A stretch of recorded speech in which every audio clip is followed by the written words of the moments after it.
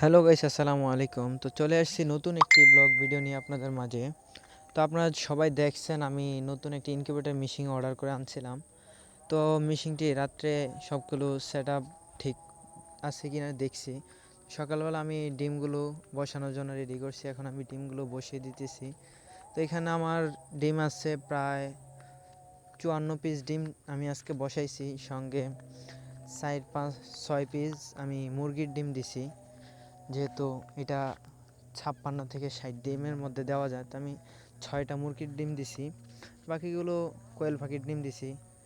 মূল আমার একটা ভুল হচ্ছে যে আমার এখন আমি ডিমগুলোতে দাগ দেই নেই, আমার কাছে কলম নাই। তো আমি বাজার থেকে কলম আইনা দুপুরবেলা এগুলোর মধ্যে দাগ দিয়ে দিব। তো আমার এখানে একটা ইনকিউবেটর মেশিনের একটা সমস্যা আছে বলতে, আমার এখানে আর্দ্রতাটা সেট আপ করতে পারতেছি না, কোনো মুহূর্তে আর্দ্রতাটা নিয়ন্ত্রণ আনতে পারতেছি না।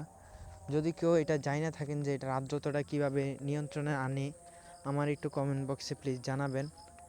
আর নতুন ভিডিও আপডেট পেতে আমার নতুন আইডিটা সাবস্ক্রাইব করে সবাই পাশে থাকুন এবং আমার জন্য দোয়া করবেন আমার নতুন নতুন ভিডিওগুলো পাওয়ার জন্য, যেন ভবিষ্যতে এই যে কোয়েল পাখি মুরগির ফার্ম নিয়ে আমি ভালো ভালো ভিডিও তৈরি করে আপনাকে আপডেট দিতে পারি, আপনাদের দেখাতে পারি, সেটার জন্য দোয়া করবেন। আর যাদের কোয়েল পাখির বীজ ডিম বা এমনি খাওয়ার ডিম বা যে কোনো বয়সী কোয়েল পাখি প্রয়োজন হবে জানাবেন, যোগাযোগ করবেন। আমি কমেন্ট বক্সে আমার নাম্বারটা দিয়ে দেব, বা যে কোনো এক বা আমার ফেসবুক আইডির লিঙ্ক দিয়ে দেব।